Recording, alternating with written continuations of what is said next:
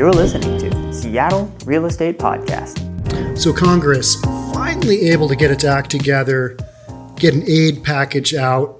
What does that look like? Have you read about it? Probably not. I'm going to save you from that pain because unlike all the stuff going on in Seattle that's kind of interesting, it's kind of juicy, this stuff is really boring, but it impacts people's lives. That's why we're talking about it right here in the Seattle Real Estate Podcast. Congress seals agreement on $900 billion COVID relief bill. If you're new here, my name's Sean Reynolds. I'm the owner of Summit Properties Northwest, Reynolds & Kline Appraisal, host of the Seattle Real Estate Podcast. I'm a real estate guy, but I talk about news stuff, and you guys seem to listen. That's why you're here. Let's do this. All right. So this is the second, I'm going to call it CARES Act 2.0. That first one happened back in the beginning of the Rona shutdown. Got that one out pretty quick. Congress has been dragging its feet on this one because just a lot of political posturing. We want this. We need this. We don't like this. We don't like that. That's what you had a lot of going on into before the elections. And then we decided to focus our efforts on the Supreme Court, got that squared away.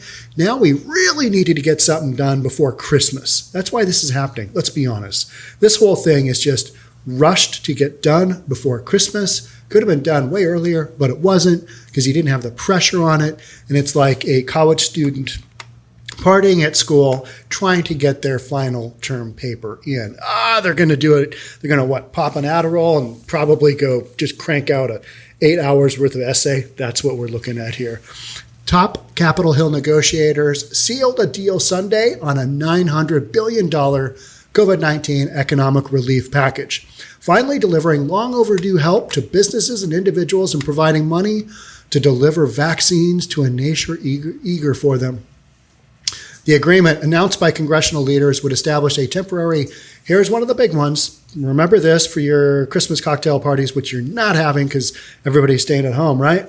Well, if you're out doing that, you can talk about the temporary $300 per week supplemental jobless benefit, which you might get if you make under, I think it's 75 grand. So keep that in mind. And a $600 direct stimulus payment to most Americans. Last time round, we had $1,200. Now we're cutting that down because guess what? We are spending money we don't have. We're just going in further debt to generation after generation of Americans. That's what we're doing. That's how we're funding all this stuff. So we got $300 per week supplemental job benefit and $600 direct stimulus payment to most Americans, along with a new round of subsidies for hard-hit businesses. I'm down with that. And money for schools, healthcare providers, and renters facing eviction. How about landlords facing eviction? We never seem to get to that.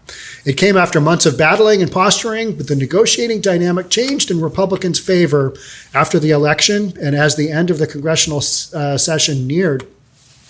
President-elect Joe Biden was eager for a deal to deliver long-awaited help to suffering people and a boost to the economy, even though it was less than half the size the Democrats wanted this fall.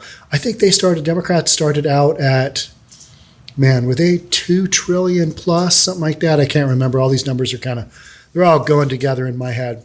Biden praised the bipartisan spirit that produced the measure, the one we're talking about, which he called just the beginning. That sounds ominous, doesn't it? This is just the beginning of what we are about to do. This is a model for the challenging work ahead for our nation, Biden said in a statement. Okay.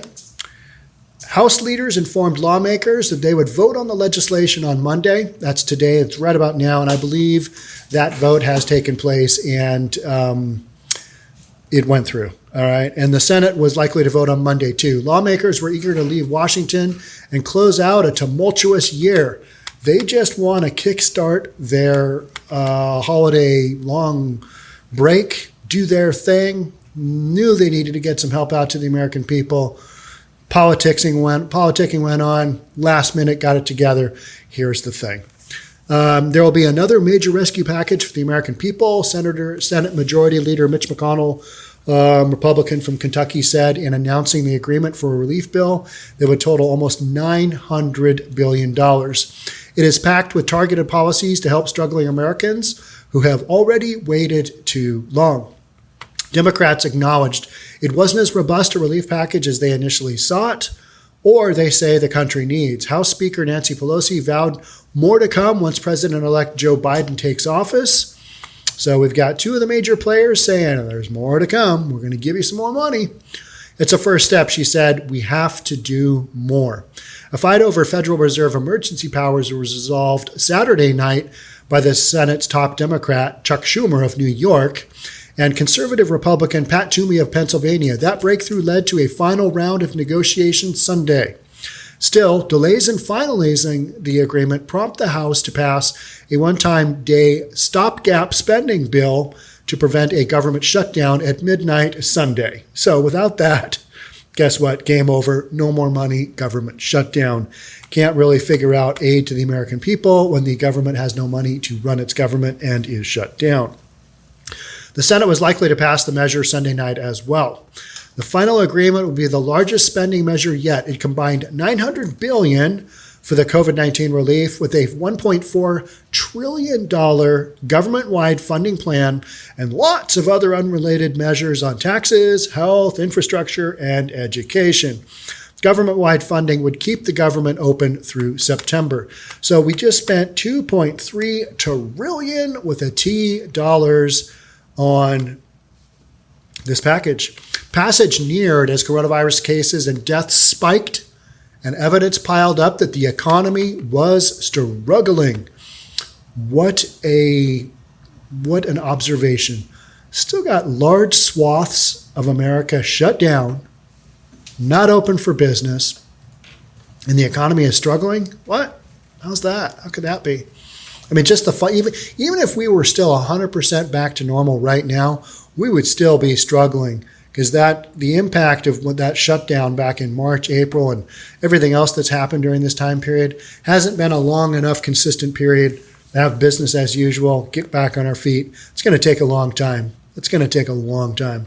Legislation had been held up by months of dysfunction, posturing, bad faith, an election, bunch of nonsense, right? Bunch of nonsense. But talks turned serious in recent days as lawmakers on both sides finally faced the deadline of acting before leaving Washington for Christmas. That's what this is all about. We all want our Christmas. We want to kickstart our long Christmas vacation. Let's get that done. Let's get this package done so we can get out of here. Let's leave Washington. It gets cold here. Let's go to our beach house and wherever. Let's go do something fun. Let's not worry about the American people. Let's get them a package, get that done, move on. This bill is a good bill. Tonight is a good night, but it is not the end of the story. It is not the end of the job, Schumer told reporters. Anyone who thinks this bill is enough does not know what's going on in America. I love political talk like this. It's so generic and it sounds like it's we the people. It's just not. It's just political talk. They got something done. They need to make some random statements. That's what that just was. $300 billion, and you got to spin it. You got to spin it like you did a good job. Because you could have done this a long time ago, but you didn't. But now it's like, clock's ticking. I've got to catch my Lear jet to Florida. I've got to go get some sunshine. The $300 per week bonus jobless benefit was one half the supplemental federal unemployment benefit provided under the $1.8 billion CARES Act in March and would be limited to 11 weeks instead of 16 weeks. So we are cutting down the federal bonus money from $600 to $300, and that's half of the supplemental federal unemployment benefit. So it's half of the under the $1.8 billion CARES Act in March. And it will be limited to 11 weeks instead of 16 weeks. The direct $600 stimulus payment to most people under $75,000 of income would also be half the March payment, which was $1,200, subject to the same income limits in which the individual's payment began to phase out after $75,000. The CARES Act was credited with keeping the economy from falling off a cliff amid widespread lockdowns this spring, but Republicans controlling the Senate cited debt concerns. What? We are worried about debt? I thought we were just spending willy-nilly. I thought we were just going for it and just seeing if we could set some debt records before all of this is over. I joke, but I don't. The amount of money that has been spent on this has been incredible. I mean, are we going to have some inflation concerns coming up? I mean, we should, right? That should be kind of a concern. Senate cited debt concerns and pushing against Democratic demands because a lot of the Democratic demands were arguably a Christmas wish list. This is what we would like to see. And in reality, we had to trim, $1 trillion, $1.5 trillion, something like that from what the Democrats wanted. We did have to bump up from the Republicans one. I think their initial offer was $500 million, $500 million. And I had to kick that up to 900. I mean, as far as a deal goes, this is about what I kind of expected. I thought we might get to 1.5 trillion. Thought we might head over $1 trillion, but we're at 900 something billion. That's what we got. Republican politicians, starting with President Donald Trump, focused more on reopening the economy and less on taxpayer-financed steps like supplemental jobless benefits. Because if we reopen the economy and people are working, they don't need supplemental jobless benefits. They only need that when the economy is shut down. Progress came after a bipartisan group of pragmatists and moderates devised a $908 billion plan that built a middle ground position that the top 4 leaders of Congress, GOP and Democratic leaders of both the House and the Senate, used as a basis for their talks. The lawmakers urged leaders on both sides to back off of hard-line positions. That's what happened. You kept hearing, all right, the Republicans, they wanted the whole liability for business things. If you go into a business and you get the Rona, that business isn't liable for the exposure of you getting the Rona. Just basic liability like that in general, had liability positions. Republicans gave that up. Democrats gave up a bunch of stuff, bunch of just back and forth, typical politics stuff. We put our heads down and worked around the clock for nearly a month to produce a bipartisan, bicameral bill to address the emergency needs of our country that we've been talking about for a long time that you guys could have done way earlier, but you didn't. You waited until Christmas. The bipartisan group of about a dozen lawmakers said in a statement, our consensus bill was the foundation of this final package. I think most people are like, yeah, it's about time. What took you guys so long? I think that's what the American public, who is paying attention to this, you guys are.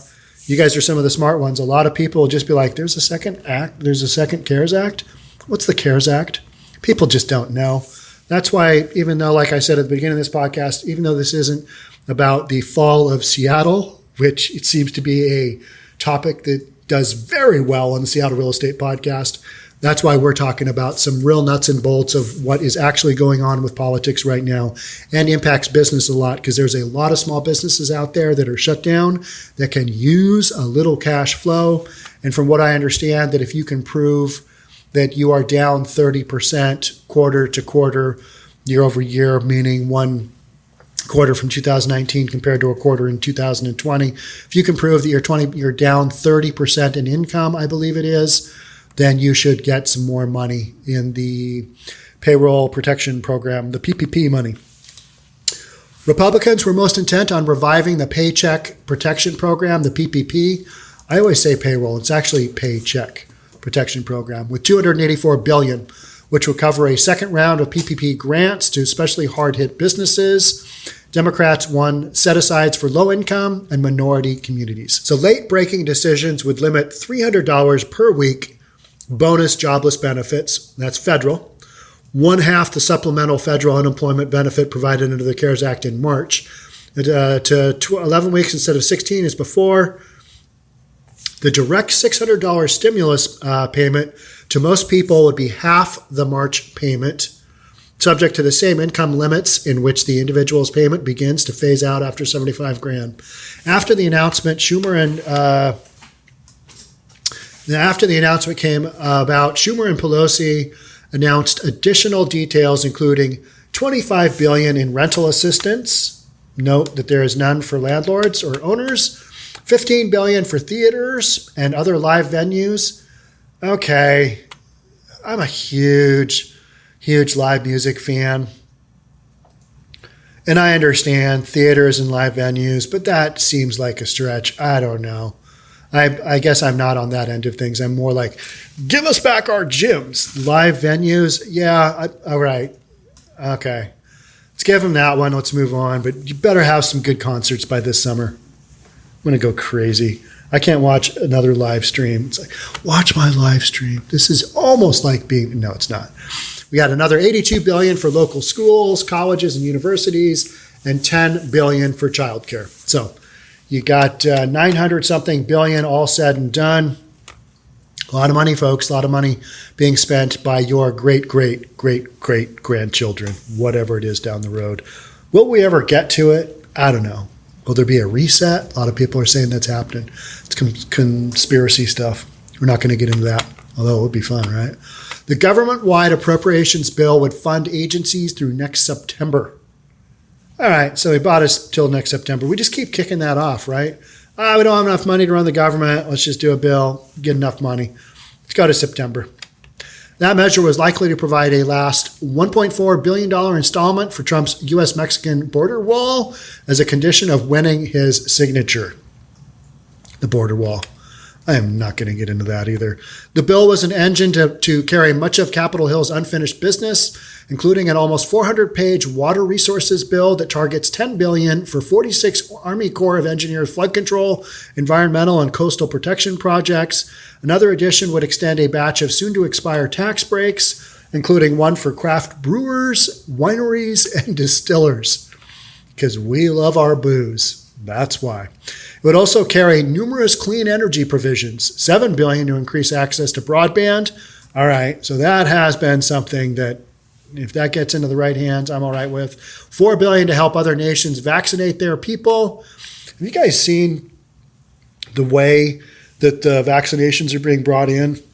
The coolers they have to have them in to keep them at a stable temperature. I mean, there's just a lot of countries that are going to be like, yeah, we don't have that technology. Well, I guess our people are just going to have to wait until, I don't know, they figure it out. So the United States is going to help other nations vaccinate their people. $14 billion for cash-starved transit systems, Amtrak, and airports. Is $14 billion even close at all? Is that just a little bit of like, hey, this will get you through the weekend? Because transit systems, Amtrak, and airports, their numbers are so low that's a no-go. They're going to need a much bigger bailout for that, I believe. Democrats failed in a month-long battle to deliver direct fiscal relief to states and local governments, but they successfully pressed for $22 billion to help states and local governments with COVID-19 related health expenses like testing and vaccines.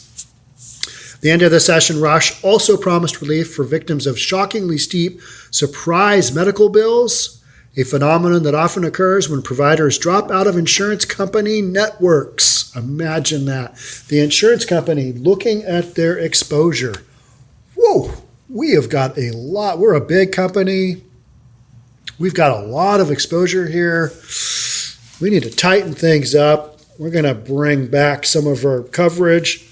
We're not doing that. And guess what? We're going to charge the heck out of you for what coverage we have given you. That's what we're doing. So insurance companies, nothing new. Medical bills through the roof. Okay. Yeah, what a mess. The whole thing is just a mess. All right. So to me, this is a package that gets a little bit of money to the American public. Politicians can basically say, yep, we did our thing. We got this bad boy through. But in no way, shape, or form does it really change anything. Puts a little Band-Aid on things, and then we kind of call it good. How long will it take to get this money out into people's hands? I don't know. But last time, the $300 per week bonus jobless benefits, that started to go out pretty quickly. And then the $600 stimulus payments, that went out pretty quickly as well. Took a while to roll out, and they will roll it out to the people who have their information with their bank accounts already lined up. That's who will get it first. So get if you are qualify for this, make sure that you've got everything in line with your information with basically the IRS, last place you did your taxes, get squared away, do your research, make sure you don't have something holding you up. And then the PPP money, that should come out pretty quickly. What I am worried about there is that you're going to have some kind of filter process, because you're going to be able to, the government's going to need to know, all right, is this business down 30% this quarter versus this quarter? They're going to have to actually review some of this stuff. How are they going to do that? I don't know. Are they going to be looking at people's books? Are people going to have, or business owners going to have to make a statement saying, hey, we're down 30%. How's all that going to work out? Will the PPP loans under 150 grand basically just be wiped out? I think they will. And anything under 2 million is probably not going to have much oversight. But at this point in time, the PPP money is basically to businesses that are still in business that can prove that they are struggling. Whereas the first round, we didn't know what the impact to the economy would be. We didn't know who was going to be shut down. We didn't know who's going to be essential, basically, who wasn't, how those things were going to change. We still don't know because Washington, you still got restaurants, indoor dining, and you got gyms closed and a bunch of other stuff that shouldn't be closed, but they are. So those businesses, they're going to be able to prove, yeah, I'm down over 30%. They're probably down more than that, for sure. So those businesses are going to be able to get some aid. That money, I believe, should be able to come pretty quickly because I think it came in like a month-ish last time, which to me was shockingly fast considering that's the federal government working with the SBA, the Small Business Administration, to make that happen. I was shocked that that money went through as quick as it did. But I think people know that time is of the essence because you got businesses going sideways left and right if they are shut down. That's about it for me on this one. So as more details come out, particularly on the PPP, because I am a small business advocate, I believe in small business. I don't believe in a lot of stuff going on in Seattle, but I do believe in small business because I own a couple, and a lot of my friends, that's what we deal with. So yeah, I will update you on these stories as we go. Thanks so much for being here. Again, I'm Sean Reynolds from Summit Properties Northwest, Reynolds & Kline Appraisal. Love to have you subscribe if you so see fit. If not, do your thing. I'll keep doing mine, which is recording podcasts for you. I'll see you guys in the next one. Bye for now.